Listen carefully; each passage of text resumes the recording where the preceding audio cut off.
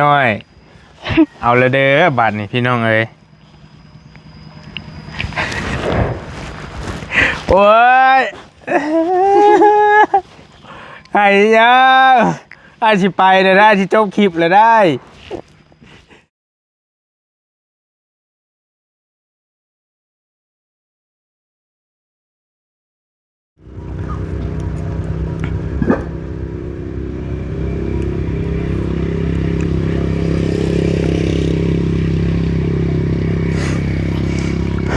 พี่น้องเอ้ยตอนนี้ก็ทางบริยังอยู่เพื่อนน้องหล่าเพื่อนน้องน้อยเนาะพี่น้องเนาะสีมาคุยน้ำน้องเพิ่นตื่มก่อนสีเดินทางเพราะว่ากับบ่ได้เจอน้องเพิ่นหลายมื้อหลายเว้นพี่น้องเอ้ยเนาะกินนี่ก็อยู่กับหนุ่มๆเพิ่นแต่เพิ่นเมื่อไปแล้วทั้งหนุ่มๆเพิ่นก็ได้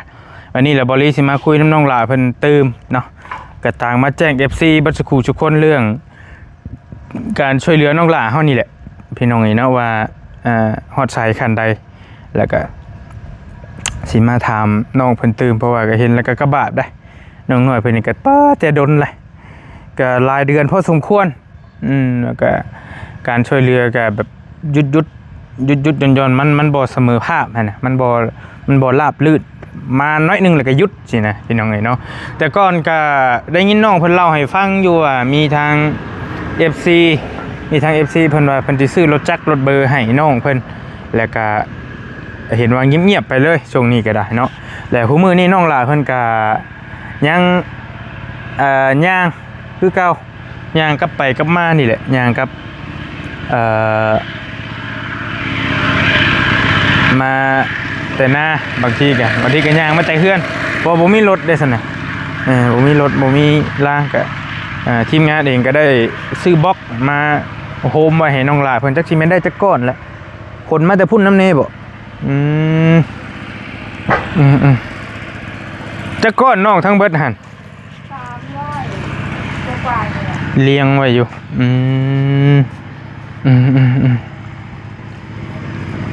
300ปลายบ่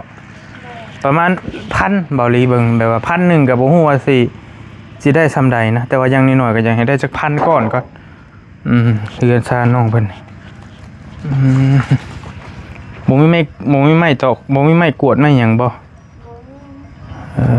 เนาะสบายดีเด้อหลายเด้อ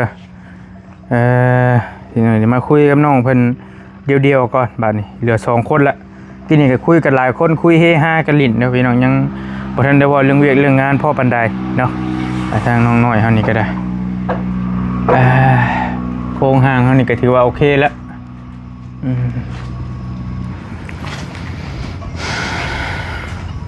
บ่ได้เฮียติเนาะเฮ้ยเนาะบ่มีไผเฝ้าซะจริงๆมันต้องมีเนี่ยมาคุมไว้แหน่อ้ายบ่ะบอกเจ้านี่หาเนี่ยมาคุมไว้นี่นอนใส่มื้อแลงนอนเฮือนคือเก่าสิเฮ็ดได้มื้อย่างมื้อตอนมาก็ย่างมาโดยบ่ได้เจ็บหมดลูกบ่ขอโทษเช้าเจ็บแล้วบ่ก็เฮาย่างโดนมันก็เจ็บอยู่หั่นเด้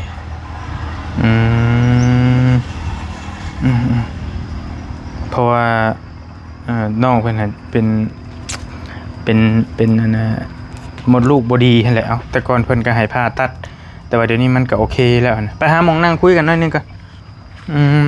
โฮมก็ได้ปะต้องนั่งคุยกันอยู่โฮมได้คุยกับน้องเพิ่นแบบเป็นจริงเป็นจังแต่โดนแล้วที่นี่ก็อยู่กันหลายคนนั่งหั่นละขึ้นหั่นละเป็นหยังติแต่อยู่ส่งกับเก่าเลยเด้ขี้ดินนี่นี่นั่นไงถ้าเราอยู่ซื่อบ่ได้เจ็บบ่เขาให้ย่างโดนละเจ็บแนวมันแหละแนวมันย่างไปย่างมาตลอด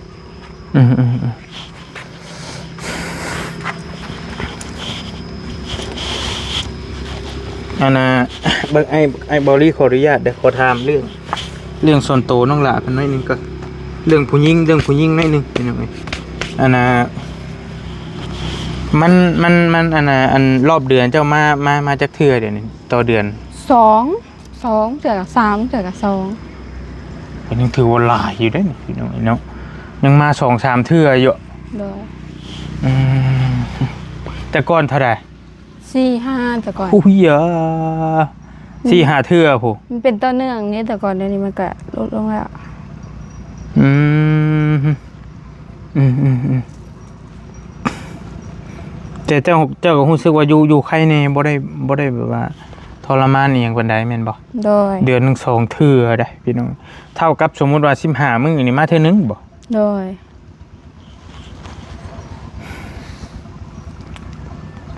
ยังกินหยังอยู่บ่ตอนนี้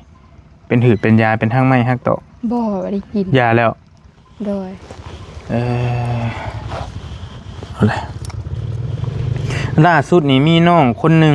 พี่น้องเอ้ยน้องออย อยู่ทางเซโปนพุ่นแหละทางทีมงานซอยกันทางบอลี่กับบอเชียงหลักๆที่มาหาเพิ่นผ่าตัดแบบเดียวกับเจ้าเลย แบบเดียวกันเลย โดย แต่ว่ายังบ่ได้ไปร่วมรายละเอียดนํเพราะว่าก็มีคนฝากเงินมาไว้นํบอลี่อยู่แต่ยังบ่มีโอกาสได้ขึ้นยังบ่ทันได้ขึ้นไปเพิ่นผ่าตัดแต่รู้สึกว่าผ่าตัดเรียบร้อยแล้วแหละเพิ่นเป็นแบบเดียวกับเจ้าเลย โดย เจ็บหมดลูกนะแบบเดียวกัน แล้วก็เพิ่นไปผ่าออกผ่าแล้วผ่าเรียบร้อยแล้ว โดย ก็บ่ฮู้ว่าหมอเพิ่นว่าแนวใดอะนะบอลี่ก็ยังบ่มั่นใจตัวนี้เพิ่นสิว่าแบบใดเพิ่นสิว่ามีลูกได้บ่หรือจังใดนะแต่ว่ายังบ่ได้ไปถามรายละเอียดครับแต่ว่าผ่าเรียบร้อยแล้วผ่าตัดเรียบร้อยแล้วค่าผ่าคือว่า6 ล้าน6 ล้าน7 ล้านนี่แหละประมาณ10,000ต้นๆนี่แหละพี่น้องเนาะแต่ว่าแนวอยากให้กินเจ้าก็บ่ได้คลำกูมื้อนี้แก โดย ห้าม กิน ปกติเลย โดยห้ามบ่ได้กินทางไม้เด้ บ่กินก็มันก็ควรคลำแต่ว่า บ่ได้คารามาเดินเติม โตก็ได้ เห็นมันกินบ่ยักก่อน มันก็มีมาตลอดเขากิน นั่งเลียวโม่น้ำลายก็เกิด ห้ามน้ำกันซะต้องไปซ่าคนเพิ่นบ่เป็นหยังให้วะเนาะโตก็ได้ม่วนติบัดนี้กินแล้วก็ย่าแล้วมีแต่ก็สิ่งที่น้องเลี้ยงบ่ได้นี่คือยาง โดย ยังต้อง ย่างโดนแล้วมันเจ็บบัด มันย่างตลอด แต่ว่าประเภทพวกยกของนักของหยังเฮาก็ยังพอเลี้ยงได้นี่ตัวนั้นหั่นนะ โดย พี่น้องแต่ว่าพวกประเภทย่างนี่น้องหลาเพิ่นก็มันบ่มีรถจังใดก็ต้องย่างน่ะคือได้ยินว่าเจ้าเล่าสู่ให้ฟังว่าตอนนั้นว่ามี FC เพิ่นว่าหลังสงกรานต์เพิ่นหลังสงกรานต์บ่หรือก่อนสงกรานต์ หลังสงกรานต์เพิ่นไปซื้อรถให้แล้วก็แล้วเลย เพิ่นก็เงียบเลย โดย ก็อันนี้เฮาก็เว้าบ่ได้บางทีเพิ่นก็อาจจะมีแนวจำเป็นทางอื่นเพิ่นก็อาจจะไปหมุนใช้ทางอื่นก่อนหั่นนะนี่เฮาก็บ่ได้ว่าไผดอกแต่ก็ได้ยินน้องน้อยเพิ่นเล่าให้ฟังก็ดีใจนำอยู่เด้น้องเพิ่นว่าแต่ก่อนหั่นเฮาบ่แม่นเฮาที่ว่าผิดแต่ก่อนหั่นน้องน้อยเพิ่นเล่าให้ฟังว่ามีผู้ใหญ่ใจะดีเพิ่นว่าหลังสงกรานต์ถ้าบ่มีไผซื้อให้แหละเพิ่นสิซื้อรถให้เฮาว่าซั่นน้องเพิ่นก็เว้าหลังไม้ดอก โดย พอสูบริฟังนะแต่ว่าเวลาผ่านมามันก็2-3 เดือนแหละหลังสงกรานต์มานี่ก็ยังซอยม้อยสิมีอยู่นะกับบ่ฮู้ว่าสิว่าแนวใดคือกันนี่ก็ได้เงินใช้เงินจ่ายต้องยังอยู่บ่ซุมื้อนี้ก็ได้ ก็มีอยู่450 4-50 แต่บ่ได้ ก็บ่ไผเอาให้ ก็ไปขายเฮ็ดนี่แหละวันซื่นนี่ก็ได้เท่าไหร่80 หาเฮ็ดขายบ่ เดี๋ยวเฮ็ดออกเมื่อวานนี้กับมื้อชื่นนี้ มาขายอยู่นี่อยู่โคกนี้ โดย เฮ็ดนั่นเหรอ เฮ็ดเฮดละเงาะ เฮ็ดละงอก โดย บ่แม่นเฮ็ดละงูกบ่ เฮ็ดเฮ็ดละเงาะ เฮ็ดละงอก เฮ็ดละเงาะ แม่นบ่มาดีเลยเฮ็ดละงอก โดย เฮ็ดละงอก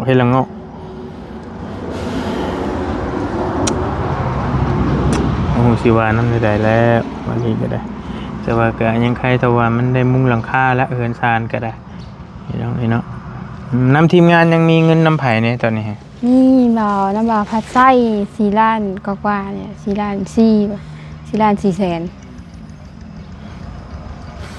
ตีไป 6,000 บาทซะคันสิว่าก็ได้ โดย มีอยู่ 6,000 ติ โดย มีสำนั้นบอกคนอื่นก็บ่แล้ว โดยมีแต่ลำบาก คนอื่นก็บ่มีแล้ว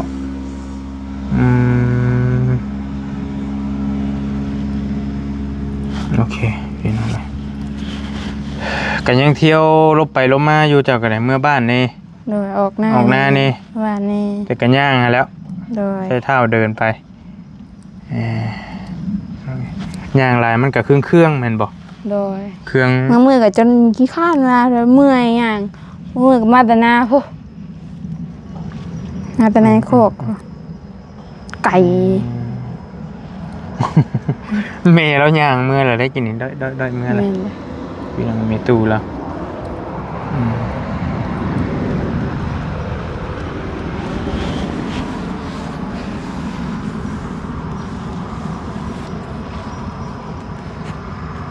คันได้บล็อกอีกสัก400-500ก้อนก็ยังค่ายนะพี่น้องสัก400-500แล้วก็มีค่าสร้างก็จักเท่าใดพอน้องนิ้วสิเสียพอน้องนิ้วมาเฮ็ดบ่หรือจังใดก็บ่ฮู้คือกันโดยอันนี้ก็พอได้ก่อได้เทพื้นก็ใครอยู่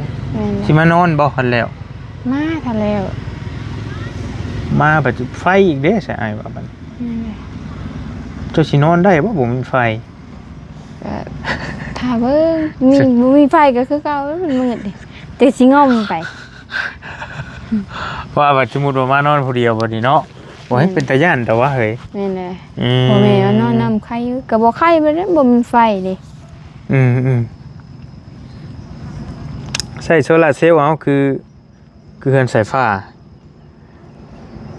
เปิดพัดลมยังได้ปกติได้แจ้งหุ่งคือกันได้แผ่นใหญ่ๆนะน้องบี้ขึ้นไปติดให้แต่ว่าก็แพงเติบแล้วนั่นก็ได้ฟังไปนี่แล้วเฮ็ดได้ซั่นน่ะอ้ายก็สุดแต่ว่าอยากซอยแล้วลบไปลบมาอยู่ทีมงานก็ได้มันก็บุญยังบ่ฮอดบ่โจทย์บ่ถึงบ่อ้ายก็บ่ฮู้คือกันละสิว่าได้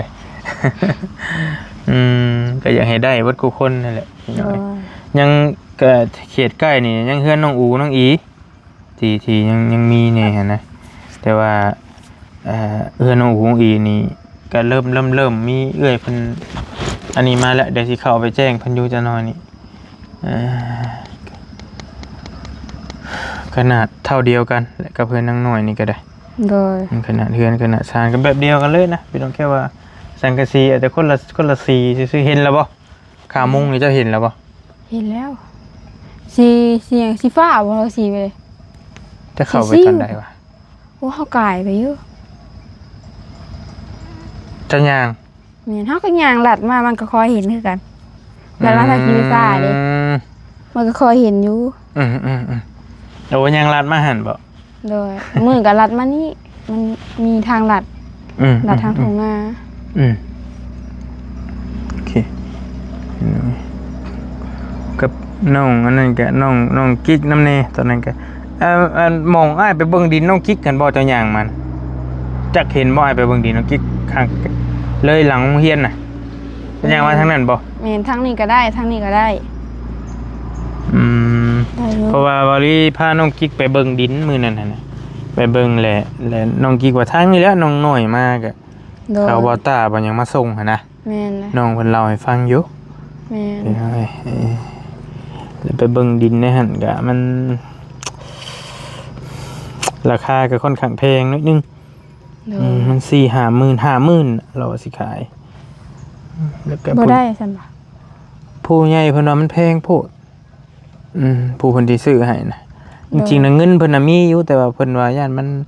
แค่ว่ามันบ่สมเหตุสมผลกับที่ดินแล้ววะเพิ่นว่าเลยโจ๊ะๆก่อนให้หาเบิ่งที่ใหม่ก่อนมีอยู่บ่ซะเดี๋ยวเจ้าพ่อจักอยู่บ่ฮู้เลยขายบ่อยู่นาเจ้านี่น้อยเดียวนี่บ่ได้ลมเฮือนได้ซะนี่มองเที่ยงนี่ยับลงลุมหั่นก็ได้จะเอาได้ลูกได้หลานมาเด้สิปั่นกันจังได้บัดน่ะเจ้าบ่ได้แล้วลูกเจ้าน่ะเจ้าหมดลูกเจ้าบ่ดีอยู่เฮ้ยบ่ได้ยังเสียใจนี่ยังทำใจยากนี่แต่ดีว่าปลอบใจแบบบ่ได้แล้วได้บ่เป็นอันนี้บ่ได้หาก็หาลูกคนอื่นมาเนี่ยเฮาก็เฮ็ดลูกเองเฮาเฮ็ดได้ปะ บ่ได้คนหมดลูกบ่ดีบ่ได้ลูกได้เพิ่นว่า แม่นเลย ทำใจแล้ว ทำแต่โดนแล้วไปคนแล้ว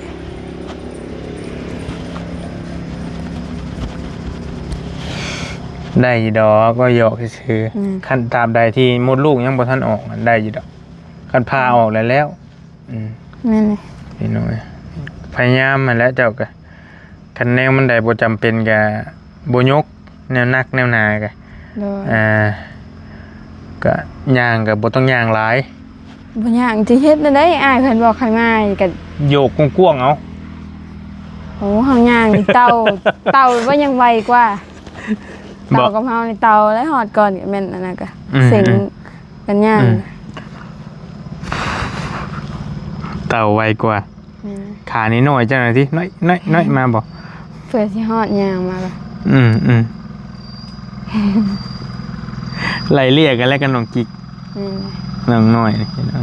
ผูกหางเพิ่นนี่คล้ายๆกันไล่เรียกกันให้รถไปก่อน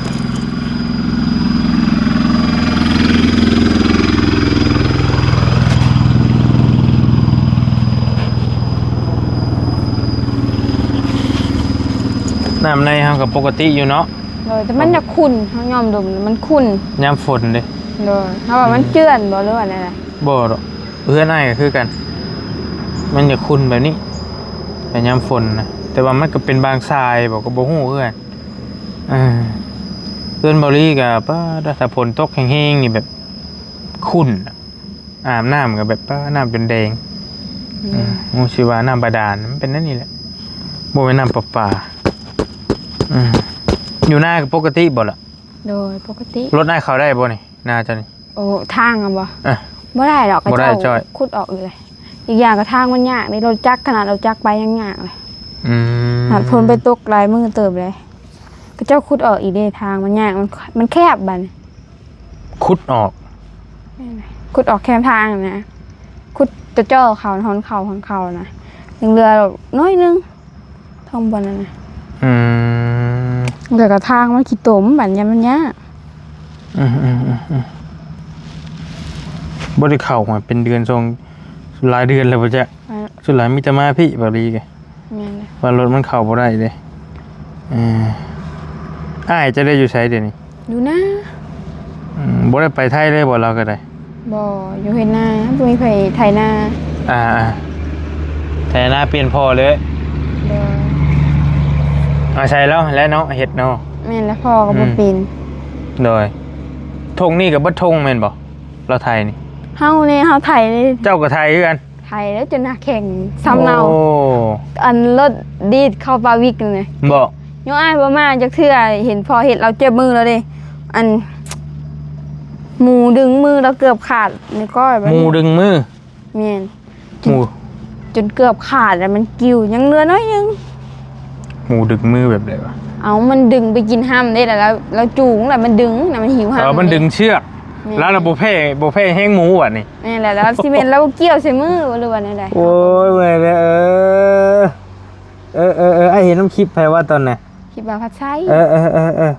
โอ้อันหมูดึงมือบ่เนี่ยนะนี่นี่โอ้มือขาดอยู่ได้เนาะเฮ้ยเนาะอะไรก็ได้เนาะเดือนนึงโอ้บ่ได้แห้งแล้วบ่เพ่หมูได้โดยสร้างว่าแท้บ่เพ่คนเฮงหมูตู่เอ้ยตายครับเราไปเห็นคนบ่แข็งเฮงเนาะปกติคือว่าคนบ่ค่อยแข็งเฮงเห็นนะพี่น้องเอ้ยเวลาผ่านมา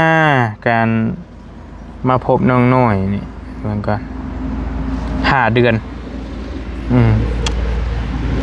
5 เดือนนี่คลิปแรกนี่บอลี่ไปพ่อน้องลาเพิ่นเพิ่นมาขายเขียดอันน่ะวันที่7ออลี่ไปพ่อวันที่7นี่เห็นป่ะน้องลาตะกี้งามก่อนบอกหรือว่าเดี๋ยวนี้งามบอกเบิ่งกัน เย็นจ่อย วันนี้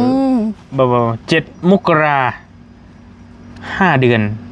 1 2 3สิ้นเดือนนี้ฮอดวันที่7นี่แม่น6 เดือนนะใกล้ๆแล้วสิฮอดครึ่งปีแล้ว โดย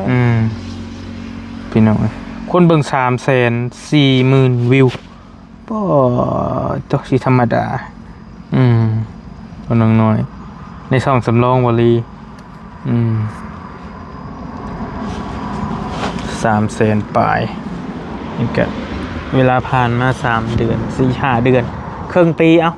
นี่อีกน้อยเดียวนึงก็ชีวิตน้องก็ดีขึ้นหลายเติบแล้วเนาะแล้วก็น้องเคยว่าน้ำบอลี่ว่าถ้าจากทีมงานชุมไอ้ายบ่มาเนี่ยแม่นน้องสิบ่อยู่บ้านแล้วสิบ่อยู่เนาะสิไปใช้ตอนเจ้าคิดไว้ตอนไหน ไปรับจ้างหาเงินเนี่ยแถวใกล้ๆนี่แหละ คือว่าสิไปเวียงบ่แม่นบ่ ไปสวรรค์บ่หรือไปยังประมาณนี้นะครับตอนนั้น การสมมุติยกตัวอย่างเนาะชุมอ้ายบ่มาเลยห่างแบบผู้ใหญ่เพิ่นก็บ่ซอยแหละมันบ่มีงบบ่มีหยังนะอ้ายเพิ่นก็บ่มีไผมาหาเจ้าเลยนะ กลับไป ไป แม่นเลยอันนี้ก็คอมเมนต์อ้ายบ่มาอันนี้คอมเมนต์แล้วลำหน้ากลับไป ไปสวรรค์บ่ โดยหาเฮ็ดงานหาเงินได้อยู่ก็บ่มีเลยเฮ็ดได้เลย ไอ้ว่ามันก็ต้องเป็นนั่นแหละถ้าว่ามันไปต่อบ่รอดดีๆนะมันถ้ามันไปบ่อยู่บ่ได้นะไอ้ก็บ่ติแหละมันบ่แตกต่างจากชุมคือชุมอ้ายนี่ก็คือกันถ้าบ่ได้มาช่วยเหลือถ้าบ่ได้ไปเฮ็ด YouTube นี่ก็ยังอยู่ไทยพุ่นละเดี๋ยวนี้นะไปเฮ็ดเวียกอยู่พุ่นมันก็บ่แตกต่างจากคนในบ้านชุมเจ้าหรอกก็หลายแม่นบ่คนไปไทยในบ้านนี่ก็ หลาย เต็มนะพี่น้องคนแข่งสวรรค์เท่านี้ถือว่าแทบจะว่าเบอร์1ช่างประจักษ์บริเบิงไปอยู่ไทยหลายเฮงนะหลายเลยแข่งสวรรค์เขตเท่านี้เพราะอีกอย่างมันก็เป็นแขวงใหญ่เลยก็ล่องอยู่พุ่นแหละก็ไปพ่องานดีก็ดีพ่อเงินเดือนดีก็ดีนะไปโชคบ่ดีก็และก็ จบชีวิตอยู่แต่พูดเลยเนาะจนมื้อนี้ข่าวดีเต็มโทรศัพท์มีมาสมปิก็มันก็เสี่ยงนั่นแหละว่าแล้วก็ได้ไผน้องกิ๊กบ่แม่น คือขายแท้บ่แม่น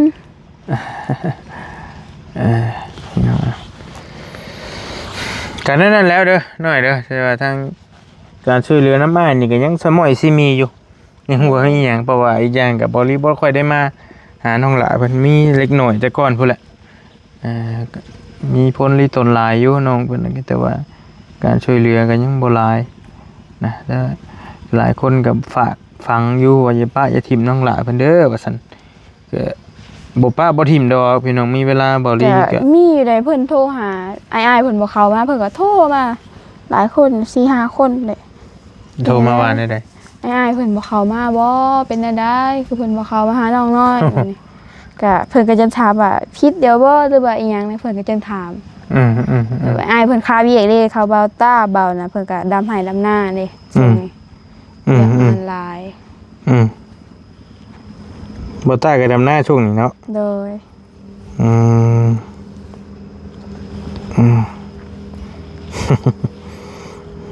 ก็น้องๆเพิ่นแล้วมาเรื่อยอยู่พี่น้อง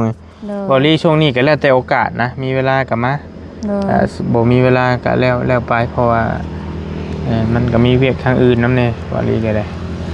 ก็น้องๆเพิ่นก็มาเรื่อยอยู่น้องนิ้วน้องหยังนี่แหละฟังไปพี่น้องอันใดก็ได้บ่ได้ให้บ่ได้ห้องติคู่มื้อนี้ก็พออยู่มันก็ถ้าบ่มีมาให้ดีนี่ก็เมื่อยได้เลยมาของมือก็ย่างมากก็เลยเมื่อยโอ้คู่มือผู้มานี่มันก็บ่มีแห้งย่างแหละบ่มีกำลังใจอีหยังก็บ่คืบหน้าแม่นเทื่อนกันบ่คืบหน้าเฮ็ดจิ้วอยู่ก็เมื่อยคือกันเด้มือแดน่ะก็เผื่อสิมาฮอดโอ้ยเห็นเรือนหมู่คือว่าแล้วแป๊บเดียวบ่แม่นเลยทรรังแล้วชุมอ้ายสร้างอยู่เหนือเพิ่นก็ตับแม่ตับบ่ต่ำนะ แล้วหาก็ขึ้นบางนึงนี่เฮือนน้องใจดีแต่ว่าเป็นเฮือนไม้เด้เฮือนไม้บางเฮือนก็เป็นเฮือนดินนั่นนะมันก็อาจจะจักสิเว้าในใดเนาะมีแต่บ่อดเอาให้หลายๆบ่ให้น้อยเนื้อตามใจยังหน่อยเพิ่นก็ซอยมาหลายเติบแล้วเด้ แม่น แต่ว่าบางทีมันก็อดคิดบ่ได้แม่นบ่ แม่นแล้วหมู่ได้บ่ทำแล้วมื้อใดก็ย่างมามื้อใดก็ย่างมาฮะคันสินอนหน้าผู้กับเผื่อสิย่างมาฮอดพี่บัดหน้าแล้วพี่ได้ไกลกว่า ครึ่งๆกันเนาะ แม่นเลย มันพอดีครึ่งๆกัน แม่นเลย พอดีแบบว่าหยวนๆกันนะ บ่ได้ไกลพอดีก็คือรถใครอยู่ในย่างมันเถอะแห่งสมประกอบเข้ากันบัดนี่ คนบันแห่งหมดลูกบ่ดีอยู่บัดนี้ เด้อ แห่งย่างแห่งเจ็บท้องนั่นนะ แม่นเลย พี่น้องตึกมาเพื่อนน้องเพิ่นอยู่ระหว่างครึ่งสิเมื่อบ้านก็ไกลเติบสิเมื่อหน้าก็ไกลเติบนะอยู่ระหว่างครึ่งกลางพี่น้องบ้านใกล้กว่าบ่เนาะ โดย บ้านใกล้กว่าจักหน้อยเนาะ แม่นเลย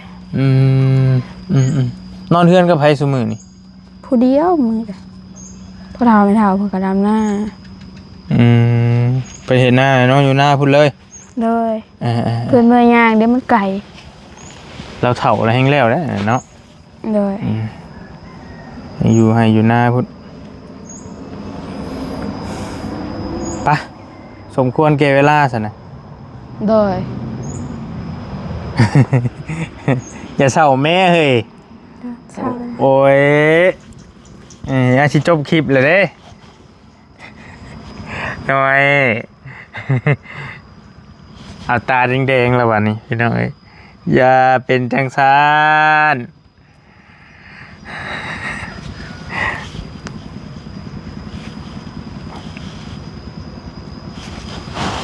เฮ้ยน้อย เอาละเด้อบัตรนี่พี่น้องเอ้ยโอ้ยไอ้ยังอาชิไปเลยได้ที่จบคลิปเลยได้ อย่าให้แม่ขนาดเบาดี้ยังเป็นคนหัวง่ายอยู่ได้นี่ยังผ่านมันยังมาให้บัดนี้อย่าให้เหรอเฮ้ยเป็นได้เลย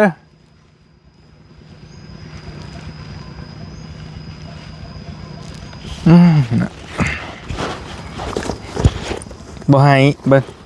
บ่อย่าดม โอ้มันเคยเห็นเจ้าไห่เป็นยังจังไห่ล่ะเพื่อนก็บ่แล้วจังเทื่อ อยากได้รถขี่ป่ะ โดย รถก็อยากได้เพื่อนก็อยากได้ตัวนี้ โดย เอาตัวไหนก่อน รถก็ได้ เอารถก็ได้อยากได้รถแล้วมาดิ มันเมื่อยเนาะเมื่อยย่างเนาะ บอกแม่ซื้อให้แม่ก็ว่าบ่มีเงิน โอ้ปกติเราเลยเราจะไปเอาเงินมาจะใช้แล้วไง เมื่อยย่างค่ะ กระบาดเราสิหาเงินซื้อปลาเด็กแป้งนัวกับพ่อแห้งแล้วหันก็ได้ แม่เลยบอกได้อยู่เลยบอกแม่ก็บ่มีนะลูกเอ้ย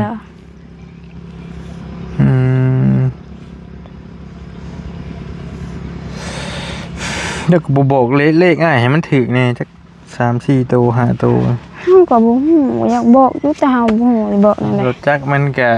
ราคาตัวมันธรรมดามันก็มี20,000นิดหน่อยนี่แหละ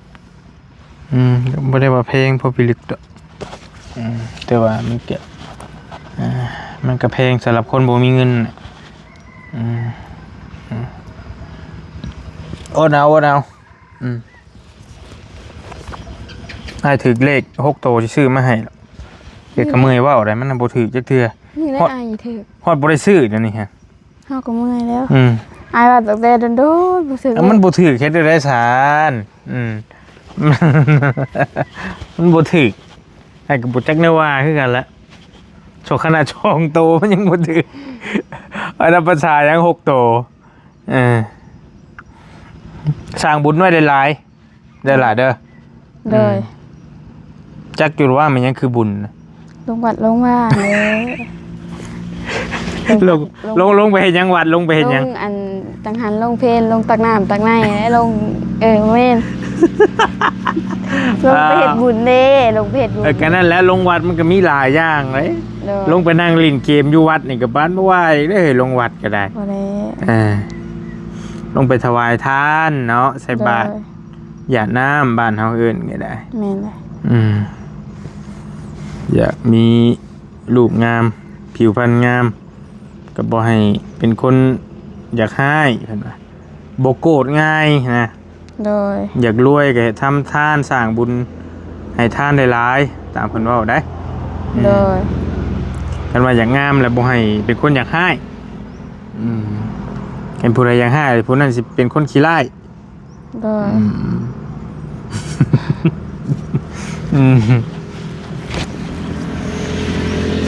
โอ้ดาวเด้อกะชักมือฟ้ากับมีตาแล้วอย่างหน่อยเจ้าก็ได้ลายเติบแล้วนี่มันก็มันได้หลังคาแล้วเติบหนึ่งแล้วใจเย็นๆอย่างหน่อยกันนี้ได้ไฟนี่ก็อยู่ใกล้ๆนี่ได้พี่น้องไงดึงมาประมาณ30 เมตรกันยังสิไกลก็ได้ประมาณนี้เลยมันดึงบัดข้ามดินเขาเจ้าไม่ได้เนาะล่ะเนาะ แม่น มันต้องมีลักอีกอันนึงไงวะเบิ่งทรง โดย กันว่าสิดึงมาจะหนีกันลักใหญ่ๆยังสูงนี่ฮะนะพี่น้องมันใกล้ดินเขาเจ้าเด้ป้าสายสิเข้าไปพี่ได้เราสิย่างเมื่อบ่ โดยกันย่างโดย ได้ครับมันสิเข้าไปหาน้องอูน้องอีสิไปหาน้องกิ๊กน้ำนี่ โดย ไปคุยน้ำเพิ่นน่ะเราสิย่างเมื่อบ่ได้ครับบ้านนี้ ก็อยากขึ้นรถนั่นเด้อ อยากขึ้นรถน้ำเจ้าอยู่ โดย คันไปฮอดหันแล้วเจ้าย่างเมื่อได้บ่สมมุติว่า ได้มันก็ใกล้นี่ดิ บ่ย่านบ่กังเว้นพอได้อยู่แม่นบ่ เว้นโดย ไปลงน้ำไม้หันก่อนก็ได้ปะ โดย ไปหน้าน้องอูน้องอีฮะ โดย คันว่าอ้ายใจดีอ้ายชิเมื่อชงแล้วบ่ใจดำมานั่นดอกเอาอดทนเด้ออยู่ดีมีเฮงเด้อน้องเด้อ ไปดิ อ้ายมีเงินแหละสิมาซอยสิมาเฮ็ดให้ดอกเฮือนน่ะสิซื้อรถมาให้ คอยอ่านด้วยไว้เด้อ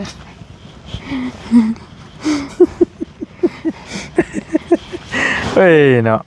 อยากได้หยังน้ำไม้นะถ้าอ้ายรวยมหาศาล เดี๋ยวได้เพื่อน เฮ็ดเฮือนให้แล้ว เพื่อนแล้วก็รถพ่อบ่เอาหยังหลาย แค่นั้นพอ พ่อ สองอย่างพอ โดยบ่เอาหยังหลายแล้ว เปิดห้านบ่เปิดบ่ ก็เดี๋ยวค่อยหาไปนะก็อยากเปิดอยู่แต่เฮาเว้าไปมันก็